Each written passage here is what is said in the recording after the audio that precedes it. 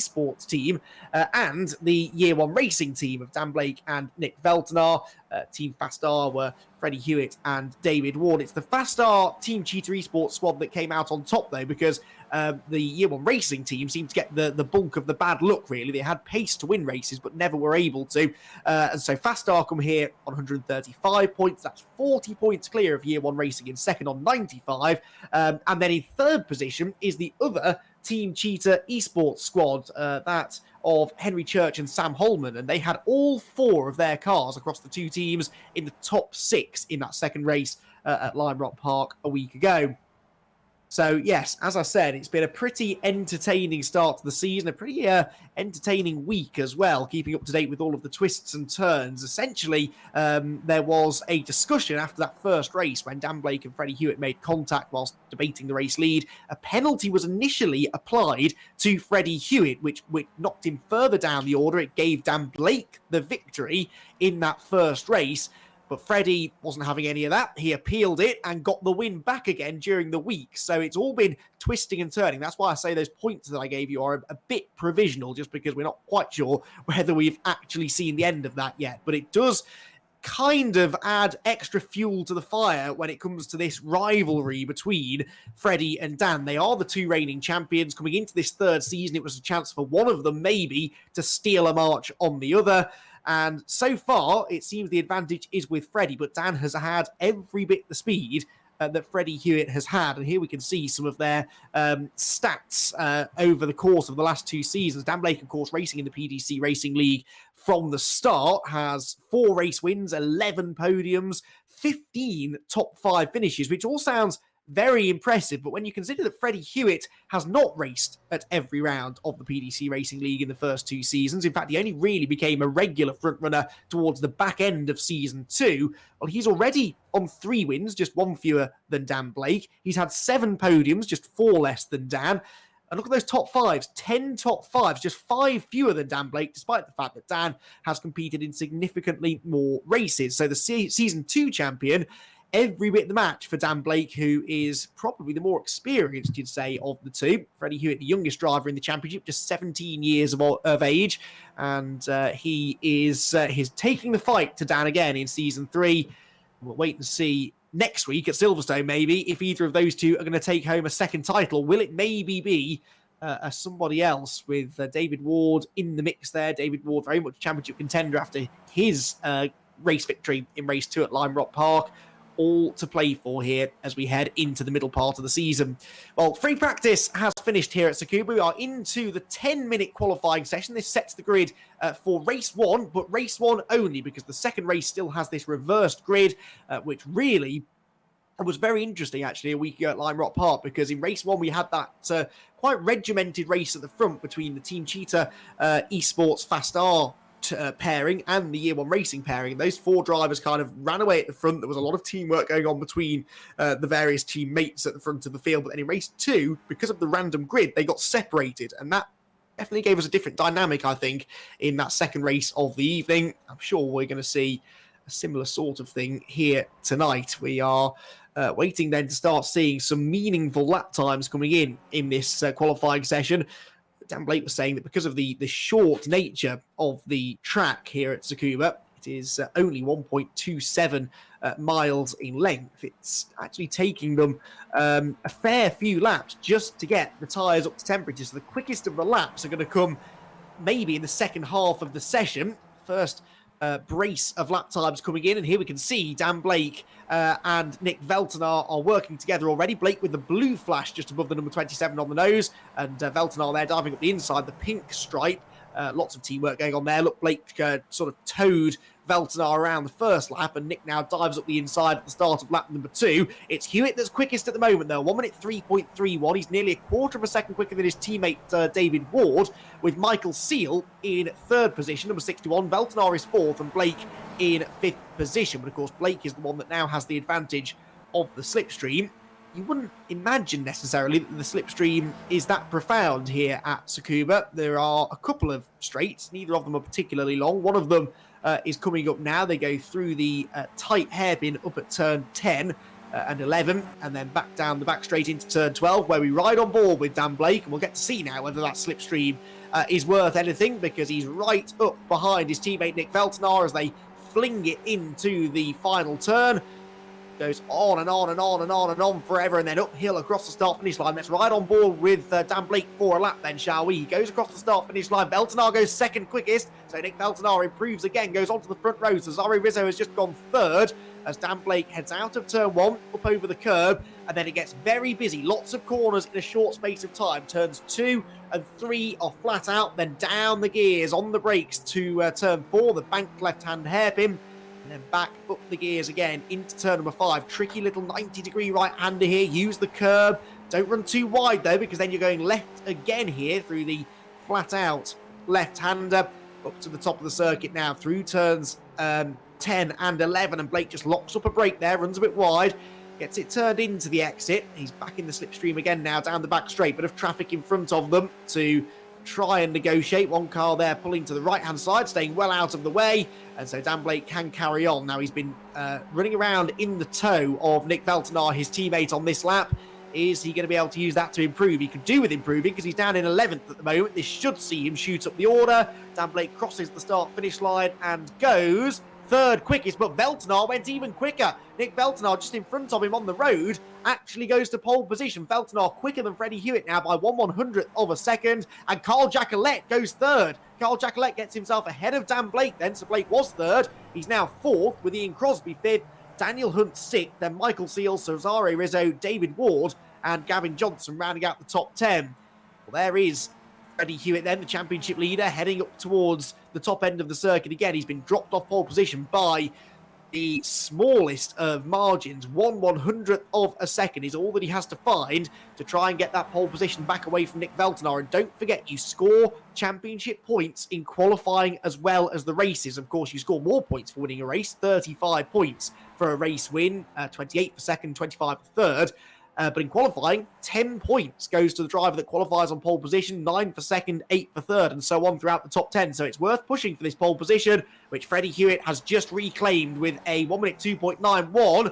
And Dan Blake goes second. So the rivalry continues, except they're already split by Cesare Rizzo, who sets an almost identical lap time to Dan Blake. He is fractionally quicker, though, and Rizzo gets himself onto the second row of the grid. We didn't see the best of Cesare at Lime Rock, I would venture, a week ago. He had top 5 pace, but only really, well, his best result was in race number 2, where he finished in 7th place, didn't score points at all in race 1, and qualified down in 8th at the end of the qualifying session. So Cesare Rizzo looking to try and bounce back from a slightly disappointing Lime Rock Park. He's all over the curbs there as he goes up the hill towards the top hairpin, as he tries to chase down the 61 car of Michael Seal there, who's one of the Team Fast R drivers, the Team Cheetah drivers, excuse me. So Hewitt on pole at the moment by 200ths over Cesare Rizzo in second. Dan Blake is third, with Veltnar fourth. The top 4 covered by just 300ths, and here comes Veltnar then on a fast lap by the looks of it. Heads across the start-finish line. Can he improve? Yes, he can. Nick Veltnar to pole position with a 1 minute 2.71, nearly a full 10th quicker than Freddie Hewitt. So Nick Veltnar in this qualifying session, a qualifying session as tight as this one, 8/100ths of a second is quite a comfortable margin. David Ward there going around with the Year 1 drivers. That's interesting, because David Ward, remember, is Freddie Hewitt's teammate, but he's not really working with Freddie. Instead, he's choosing to tag along with the rival team. So that's an interesting qualifying tactic for David. It's not really working, though. He's slower than not only his teammate Freddie Hewitt, but also both of the Year 1 drivers in front of him. David Ward down in 5th place at the moment. Ian Crosby was 7th. He's now 8th because Pete Van Gool just improved. But Ian Crosby in the Specsavers number 48 car is on another lap here. And he's gone for a very different approach to qualifying. Rather than trying to work with people, instead, he's decided to go it alone. He wants a bit of clear track, doesn't want to be held up by anybody else. And one of the Year 1 cars off in the distance as well, doing the same sort of thing. Dan Blake, by the way, speaking of Year 1 drivers, he improves to 3rd position. So Dan was right. They are definitely improving as the session goes on. Veltnar as well on pole position has just gone even quicker. So he's now a 10th and a half clear of Freddie Hewitt. That's Peter Van Gool, just mentioned, had gone into 7th place. And Peter Van Gool in the Momo liveried car. And he's in the Momo liveried car because he races for Team Momo. And I think he's the only car actually entered in that team for tonight's 2 races. Here are another two teammates at play. This is the PDC Racing pairing. Gavin Johnson we're watching in car number 9 and number 41. Should be Jason Wood, and indeed it is. Now, Gavin Johnson is 11th quickest at the moment, whilst Jason Wood is down in 18th. So the PDC pair are maybe a little off the pace here. Gavin was lamenting during the week that he can go quite quickly in the unofficial practice sessions during the week, but then when it comes to race night, he seems to suddenly be a little bit further off the pace, which is a shame because Gavin is a quick driver in real life, races Porsches predominantly, and Gavin has had lots of successes on the real racetracks of Great Britain, and of course was a championship contender in the first season of the PDC Racing League, and he improves now, actually gets into the top 10 just as we started saying nice things about him. He goes into 8th place now. Does Johnson make that 9th though, because Daniel Hunt has just improved to 6th position. So Daniel Hunt in the number 17 car, there he is, look, goes out of turn number 1, 6th place now for the red, black and blue car, and he is possibly going to be a bit of a dark horse here. A quick driver in MX5 racing on iRacing is Daniel Hunt. And, gets a wheel on the grass there as he turns into the quick right-hander. So 6th place for him then as we head into the final 30 seconds of qualifying. Veltonar quickest by only 900ths now because this man, Freddie Hewitt, improved on the last lap. Can he improve again? Yes, he can. Freddie Hewitt, right at the end, goes to pole position with a 1 minute 2.49, a tenth and a half, just over a tenth and a half actually, in hand over Veltonar in second, Blake third, Ward fourth, and Cesare Rizzo fifth. But those four were not able to improve on their most recent lap times. Now, we're on the final lap of the session. Carl Jacquelet jumps onto the second row. He goes 4th quickest then, ahead of David Ward. That could be significant. And there is Jacquelet in the 42 car. I doubt he's going to improve this time because he's got Ian Crosby right in front of him. And then Alex Hall as well, the 84. Well, Crosby gets out of the way, but Hall is not for moving. So Carl Jacquelet, I don't think he's going to improve here, is he, in the year 1 car? The checkered flag is now out. The session then is over. But of course, if you're on a lap, you're allowed to complete it. And that gives people one more chance maybe to find an improvement. Freddie Hewitt might not need to find another improvement, though he's on pole position by a pretty commanding margin, given just how tight this session is. The top 15 drivers right now covered by the same second. Here comes Hewitt then, bit of a slipstream across the line. Is it another improvement? No, not quite, but only 2 100ths off his previous best. Veltonar improves, but stays second. In fact, everyone behind Freddie Hewitt improves their time, but not their position. So Veltonar, I take that back. Cesare Rizzo goes 3rd quickest. Rizzo had dropped out of the top 6, but he's up there in 3rd place now. Brilliant late effort that from Cesare Rizzo, and it looks as though he'll be starting ahead of Dan Blake, the Season 1 champion. So just waiting for everyone else to come through, but I think we're pretty much there. Yes, we are. So Freddie Hewitt then gets the pole position. Let's take a look at the grid for round number 3 of the PDC Racing League. Hewitt on pole from Nick Veltonar alongside 2 of the pace setters from Lime Rock a week ago. Cesare Rizzo, a bit of a dark horse maybe here, a bit of a wild card. No one quite knows where he's going to sit in all of this, but he's 3rd on the grid. Dan Blake 4th. Carl Jacquelet and David Ward make up the 3rd row ahead of Pete Van Gool and Daniel Hunt on row 4. Gavin Johnson and Sam Holman rounding out the top 10 then, with Ian Crosby and Michael Seal on row 6. Dean Timms and Jason Wood are together on the 7th row ahead of Henry Church and Alex Hall. Phil Reagan and Ben Best on row 9. Roger Morton and Ian Court rounding out the top 20 ahead of Alan Toon, Kevin McGlone and Chris Kidman. Qualifying was rather entertaining, wasn't it? And now we go into our first 20-minute race then, and already things are shaping up quite nicely here, aren't they? With Freddie Hewitt on the pole position, Dan Blake with some work to do from 4th on the grid, and the front row drivers. Veltonar really does want a good result after the disappointment at Lime Rock Park. Let's see what happens then. The red lights are on. We're about to go racing in round number 3 of the PDC Racing League. Lights go out. Away they go. The rush towards turn number 1. Good start made by Freddie Hewitt from pole position. Decent start made by Cesare Rizzo 2 from the outside of row 2. But it's actually pretty equal going into the first quarter. I think they'll stay in grid order for the top 4 or 5 positions at least. Yes, David Ward stays in 6th too. There's an accident behind though. Lots of cars getting themselves tangled together. Ian Crosby's one of them that's off the road, I can see, towards the back of the field. Sam Holman, I think, involved too. Dean Timms, Henry Church. There's Crosby, look, rejoining. And that's a shame for a driver that definitely could have been on for a finish inside of the top 10. Back to the leader, though. It's Hewitt that hangs on from pole position. Veltnar second in the slipstream already, looking to try and attack in the early stages. Track position is paramount here at the Tsukuba circuit. It's not easy to pass here. There are places you can do it, but it's quite easy to defend. And so Veltnar will want to go on the attack here straight away. You can see the way he's closing in the draft down into the final corner. Then one lap already about to be in the books, and Freddie Hewitt is going to lead it. Nick Veltnar in second position, though, right on his gearbox, trying to get a good exit from the final corner.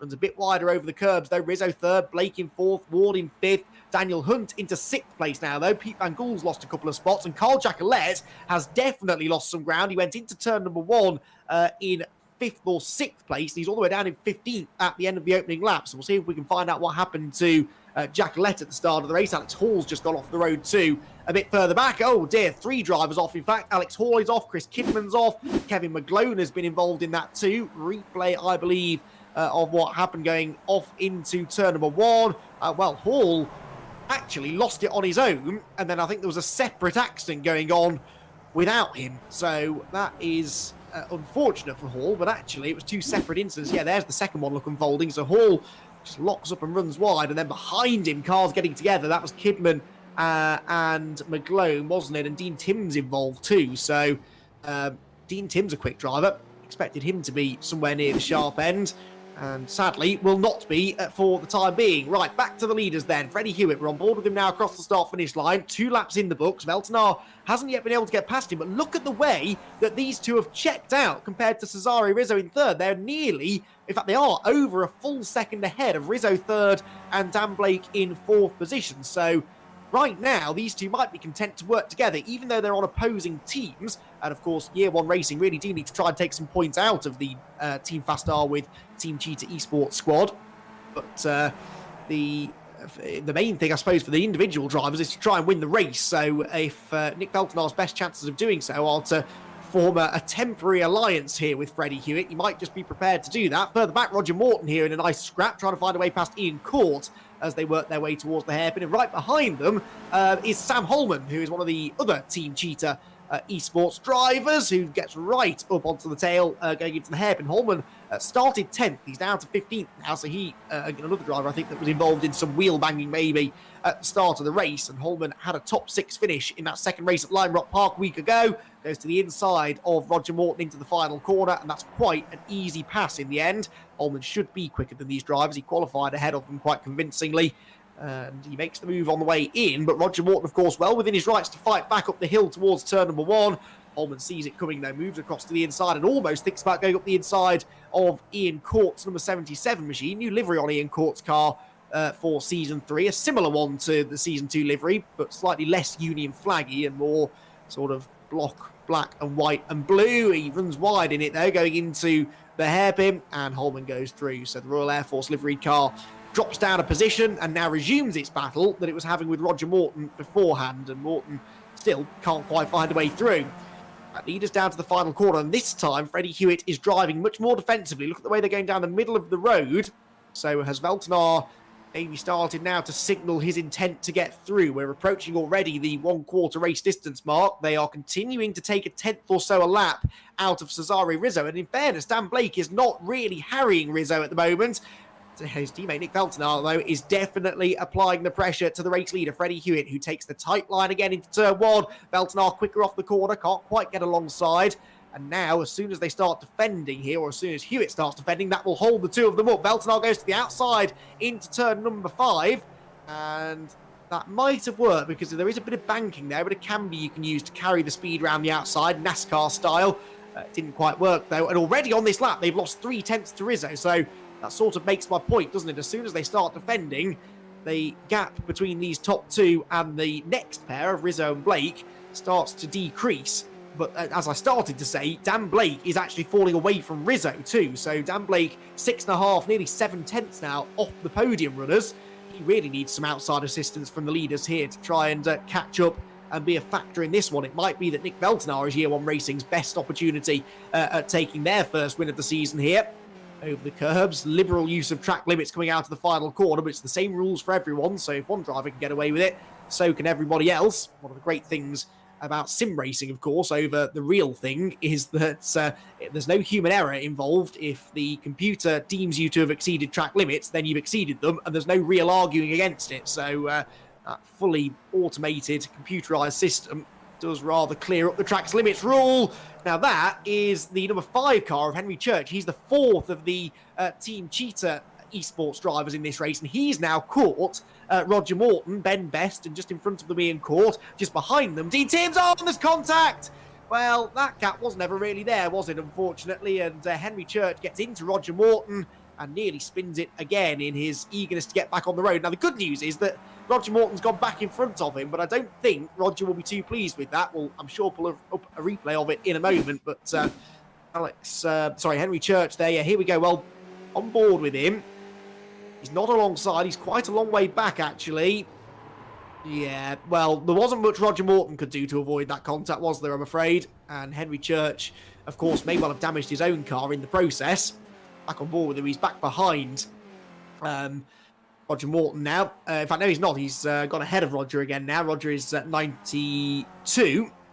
So it was actually Alan Toon in the 65 that was just in front of him. So quite a lot of damage there to the front of Morton's car. Ironically, more damage to his car, I think, than the car that assaulted him into the hairpin. So that's interesting how that can play out sometimes. Right, back at the front, no change of position, but some of the gaps are developing. Second to third is now hovering around a second, but look at Dan Blake. Yeah, he's woken up now, hasn't he? As we move into the middle part of the race, he's clawed back about 6/10 on Rizzo in the last lap and a half or so. So Dan Blake, we are on board with him now. Desperately needs the points because as a result of that appeal being successful on the part of Freddie Hewitt, that meant that Blake actually lost some more points to Freddie in both of the races last time out. And with Freddie leading the race now, Blake needs to get on with this. If Rizzo isn't going to have the pace to catch the lead two, then Dan Blake needs to sort of take matters into his own hands here. Out of turn 1 they go. Fastest lap of the race, by the way, belongs to Nick Veltnar, a 1 minute 2.74. Second fastest lap of the race is Dan Blake, though, 1 minute 2.89, about a tenth and a half slower. So it is the 2 Year One racing cars that are the fastest out there right now. It's the Team Cheetah Esports with Team Fastar entrant of Freddie Hewitt, car number 1 in position number 1 as he heads around the hairpin down to 40 miles an hour at the apex there through turns 10 and then 11, which is to all intents and purposes the same corner. But then the acceleration from these 2-litre Skip Barber Formula 2000 cars is such that they're up to over 100 miles an hour, actually 105 miles an hour as they turn into the final corner. Side by side here for 5th place, and this is Daniel Hunt up the inside of David Ward, who's not had the pace tonight that he had a week ago at Lime Rock Park. Ward obviously won that second race. He was in the podium battle in race 1 too, but here he's in 5th place, falling away from the top 4 and in danger, I would say, of dropping out of that top 5 here because with the slipstream, Daniel Hunt is able to get within striking range here. Out of the first corner they go, up towards the hairpin at turn number 5.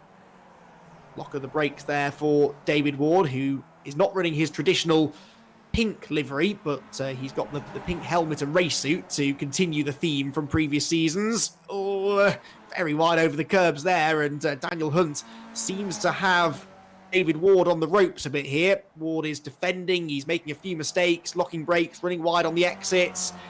As at the front of the field, it's side by side for the race lead. Nick Veltnar has decided that now is his moment to attack, and he goes to the outside line into the final corner. Then Freddie Hewitt on the inside will be quicker into the corner, but coming off the turn, Veltnar might be able to get alongside. No, Freddie Hewitt managed to get back to the second apex there and immediately pulls to the inside to defend. It's a very, very wide pit straight. Look at that. You can get about 7 or 8 cars wide there, so you've got to go very tight to defend, and Veltnar tries it again round the outside. Now, if he can stay there, he's got the inside line for the next hairpin, and I think he might just have done it. Veltnar's got his nose in front, and Nick Veltnar, who was so unlucky not to get a podium last week at Lime Rock Park, is now into first position. The 99 car moves ahead. Freddie Hewitt thinks about fighting back, but I'm sure he's also thinking about championship points here. Second place is better than driving into the back of Veltnar and ending up out of the race. So Freddie Hewitt just settles back in behind. We're only halfway through this race, and if Veltnar can pass him, he'll be thinking, and there's every chance that he can repay the favour. Now, what did that cost them to Rizzo? Nothing, actually. Rizzo is still a second behind them, and Dan Blake still hasn't got past him. Hewitt fighting back here against Veltnar. Looks to the inside, then goes to the outside. They are so close to contact there as they turn into the final turn. Hewitt tried to do to Veltnar what Veltnar did to him a lap ago, and he might just do it because he carries much more speed off the corner than the Year 1 racing driver, who leaves the inside line undefended. Hewitt, late on the brakes, slides through on the curb. If he gets the car stopped, he should get the lead back away. Who gets off the corner first? It's an action replay from a lap ago, but this time it's Hewitt trying to go through. But as we saw a lap ago, Veltnar will have the inside line for the next hairpin, and now they are being caught by Rizzo. He's taken 0.3 of a second out of them in the last half a lap, probably more as they go through the hairpin. They're still side by side, and Hewitt's got the inside line this time. This is brilliant racing, such respectful racing as well. No contact made yet between these two, and Nick Veltnar, I think, is going to just hang on to the race lead. Freddie Hewitt looks to the inside again, locks the brakes, almost gets into the back of him. Veltnar saw him coming, ran out wide, carries the speed off the corner, and Hewitt is slow off the turn, so now Cesare Rizzo gets alongside, and Dan Blake has decided he wants no part of this. He has dropped back noticeably on the last 2 or 3 corners. He can see that this is an accident waiting to happen, and the last thing Dan Blake can afford here is to get involved in someone else's accident. He needs the championship points. He can't afford another non-points finish. So Veltnar leads then. Freddie Hewitt on the inside trying to defend second now, more than he's really trying to attack for the race lead. Cesare Rizzo in 3rd position, Dan Blake 4th. And in 5th, by the way, is now Daniel Hunt. He's got past David Ward, and he's gapped him to the tune of 1.1 seconds. So Ward doesn't really have the leader's pace, but of course Daniel Hunt is only 2.6 seconds behind these 4. He could still become a factor for a podium place before the end. Well, this is why we love the PDC Racing League. The racing has always been like this, and with this extra dynamic now of the Teams Championship for Season 3, it just makes it all the more intense out there on track. Nick Veltnar, he can use his drop score to get back into contention here for the championship. His results from Lime Rock Park, let's have a look. So Veltnar qualified 3rd, so he scored 8 points from qualifying, but then he only managed to finish in 11th place for race 1, and then he did manage to fight back, thankfully, with a top 10 finish in race 2, but towards the back of the top 10. So even with a drop score, he's going to be a little further back than he'd like to be. Veltnar, therefore, really could do with a win. What he could also do with is Freddie Hewitt, the championship leader, being a bit further down the order than he is. 2nd place is still good points for Hewitt. You score 28 points for finishing in 2nd, plus a bonus for the fastest lap, which he's just set, actually. Freddie Hewitt with 1 minute 2.48 has now gone quicker than Veltnar went earlier on. Further back, by the way, it's easy to forget there are other drivers in this race, but the battling up and down the order is just as entertaining. 61 is Michael Seal, 9 is Gavin Johnson, and 42 is Carl Jacquelet. This is the fight for 7th place at the moment. They are 4 seconds behind David Ward, so this is definitely Class B, if you like. You've got the top half dozen or so, and a bit of a gap back to the rest of the top 10, but they're all just as close together, and similar to the story at the front, we've got a Team Cheetah Fast R liveried car in the shape of Michael Seal. You've got a Year 1 racing driver in Carl Jacquelet, and in between them, the PDC racing driver of Gavin Johnson, who started 9th. He's gained 1 spot into 8th, and now wants to gain a 2nd spot into 7th place, maybe at the expense of Michael Seal. But Michael turns into the final corner just in front of him and hangs on to the place. And because Johnson went in on the tight line, look at the way he's slow off the corner. And so Carl Jacquelet now sees a chance to get up the inside into turn number 1, uphill braking zone, so you can really send it into the corner, but then it plateaus as you go through the apex. And so all of that speed you carried up the hill, suddenly you find yourself sliding wide at the apex. Damage, I think, maybe to the back of Jacquelet's car as well after some contact in the early stages, so his car might not be handling quite as it should do. Yeah, that rear wing's definitely been a bit buckled earlier on in the race. In front of him, though, looking remarkably clean, and given the fact this is such a tight circuit, I did think we might see a bit more carnage than we have.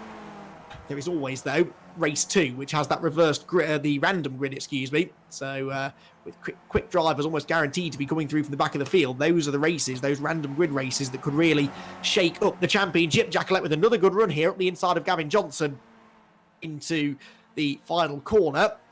And this time, I think it'll be job done. Yeah, he got a much better run that time. Used the slipstream. He had his nose in front before they hit the brakes. And on the inside line, he was always likely to go through. At the front of the field, by the way, Cesare Rizzo now has the fastest lap. 1 minute 2.38. He set that a lap ago. Now, I'm beginning to question whether this is intentional from Dan Blake. I thought he might have dropped back just to try and stay out of trouble. But if that is the case, it might have been a bit of a mistake, because he's not really been able to close back in. There he is, look, the number 27 driver.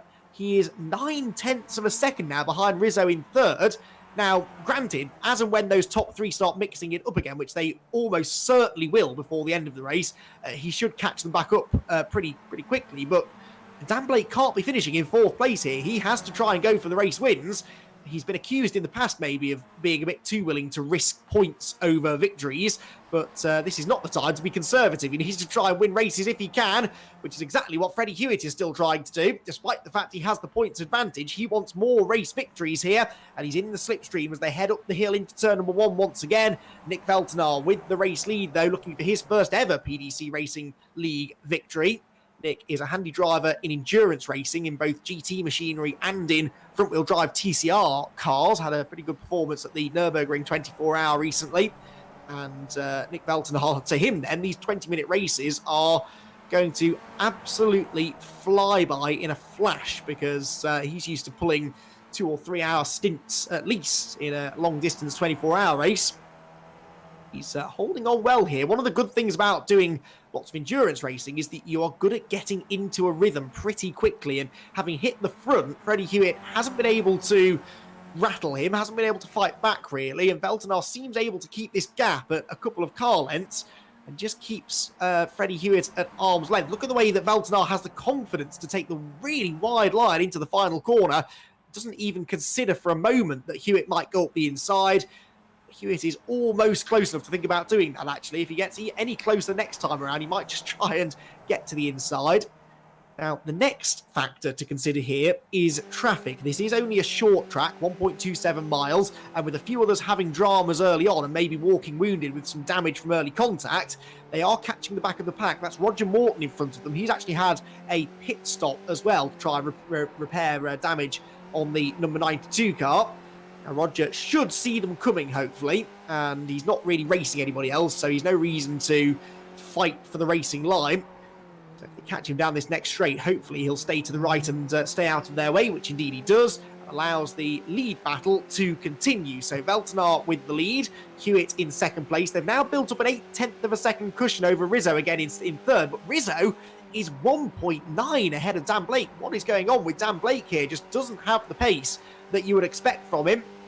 And Freddie Hewitt here is going to be rubbing his hands with glee because he's already outscoring Dan Blake, and he probably feels that he might have the pace to have a go for the race lead, which he does. Absolutely sends it as contact. It's all gone wrong again. Nick Veltenar and Freddie Hewitt make contact. Cesare Rizzo involved in it too. Rizzo takes the lead, but what damage did he take from that contact there with the top 2? Look at the state of Freddie Hewitt's car. Well, it's almost like he made a mistake. I don't think he meant to do that then. He just came from so far back, lost the rear of the car, and went straight into the right rear of Veltenar.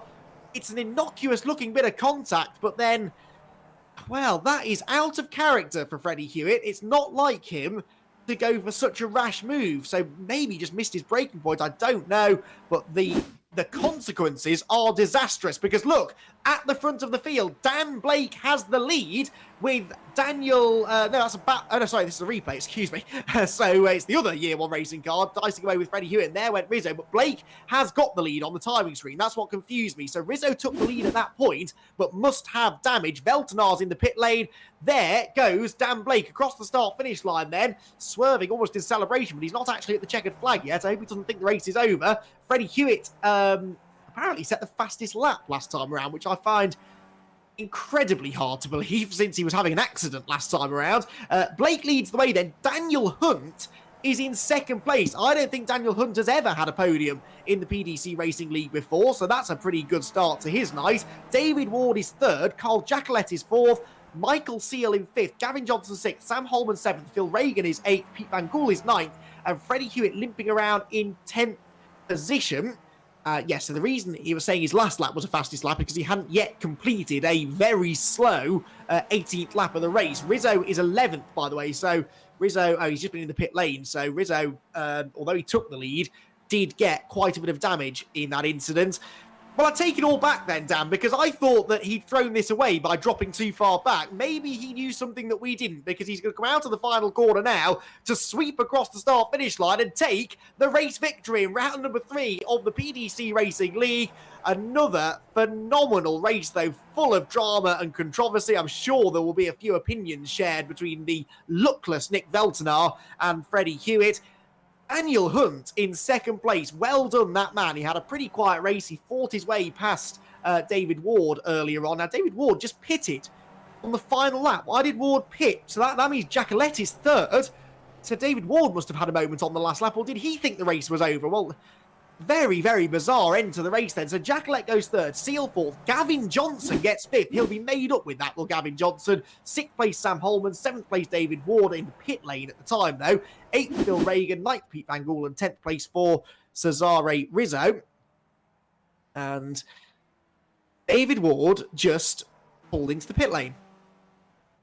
Answers on a postcard then, everyone. I have no idea what's going on there, but, well, Dan Blake wins a very, very bizarre first race of the night here from the Tsukuba circuit in Japan. Daniel Hunt second, and Carl Jacquelet comes home in third. That will clearly mix up the championship standings now, because that will have to count as Freddie Hewitt's drop score, because he ended up in 15th at the line. And Cesare Rizzo 10th. So maybe Hewitt would have been better pitting, because Rizzo pitted for repairs and got back out there and still managed to salvage a top 10. Right then, here is the result. I'll use the word provisional, shall I, to describe this result, because I think some things might change. But Dan Blake should still be the race winner, because he did nothing wrong, stayed out of trouble in that one. Daniel Hunt in second, Carl Jacquelet third, Michael Seal fourth, and Gavin Johnson rounding out the top five, ahead of Sam Holman, David Ward, Phil Reagan, Pete Van Gool, and Cesare Rizzo rounding out the top 10. Then it's Jason Wood, Ian Court, Dean Timms, Henry Church, and Freddie Hewitt, points leader. He won't be the points leader anymore after that. He's down in 15th place. Ben Best 16th. Kevin McGlone 17th. Chris Kidman was 18th. Alan Toon was 19th. Rounding out the top 20 was Alex Hall ahead of Nick Veltenar, who I'm not sure, no, he wasn't running at the end, so he might be classed as a non-finisher. It won't matter anyway. He won't score any points, nor will Roger Morton, 22nd, and Ian Crosby also. So, well, 3 races and 3 different winners so far in the PDC Racing League, and they're the 3 drivers at the top of the championship table as well, so it's fitting in a way. And, well, it was a rather wistful, shall we say, Dan Blake that we spoke to a week ago. He wasn't particularly happy with how his night went at Lime Rock Park. He's obviously had this ongoing drama throughout the week with the penalty and the appeal, and he and Freddie Hewitt just not quite seeing eye to eye with the contact they had at Lime Rock. It's ironic, therefore, that it's actually Dan's teammate this time that Freddie's tangled with.